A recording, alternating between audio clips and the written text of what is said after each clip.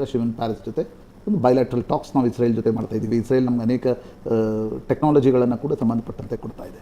ಹಾಗಿರುವಾಗ ದೇಶದ ಪ್ರಮುಖ ವಿರೋಧ ಪಕ್ಷದ ನಾಯಕಿ, ಗಾಂಧಿ ಕುಟುಂಬಕ್ಕೆ ಸೇರಿರ್ತಕ್ಕಂಥ ವ್ಯಕ್ತಿ, ಒಂದು ದೇಶದ ಪರವಾಗಿ ಬ್ಯಾಗ್ ಹಿಡಿತಕ್ಕಂಥ ಅವಶ್ಯಕತೆ ಉಂಟು. ಬಾಂಗ್ಲಾದಲ್ಲಿ ಹಿಂದೂಗಳ ಮಾರಣ ಹೋಮ ನಡೀತಾ ಇದ್ದಾಗ ಆ ಕಾಸ್ ಬಗ್ಗೆ ನಿಮ್ಗೊಂದು ಬ್ಯಾಗ್ ಹಿಡಿಲಿಕ್ಕಾಗಲ್ಲ. ಪ್ಯಾಲೆಸ್ಟೈನ್ ಕಾಸ್ ಬಗ್ಗೆ ನೀವು ಮಾತಾಡಬೇಡ ಅಂತ ಹೇಳ್ತಾ ಇಲ್ಲ.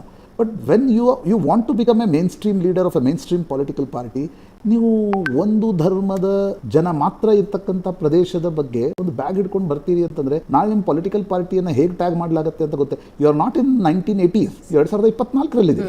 2014ರಲ್ಲಿ ಕಾಂಗ್ರೆಸ್ ಸರ್ಕಾರ ಹೋಗಲಿಕ್ಕೆ ಬಹುದೊಡ್ಡ ಕಾರಣ ಮುಸ್ಲಿಂ ಅಪೀಸ್ಮೆಂಟ್ ಪಾಲಿಟಿಕ್ಸ್ ಕೂಡ ಆಗಿತ್ತು. ಭಯೋತ್ಪಾದಕ ದಾಳಿಗಳು ನಡೆದಾಗ, ಮುಂಬೈಯಲ್ಲಿ ಭಯೋತ್ಪಾದಕ ದಾಳಿಗಳು ನಡೆದಾಗ ನಿಮ್ಮ ರೆಸ್ಪಾನ್ಸ್ ಸರಿ ಇರಲಿಲ್ಲ.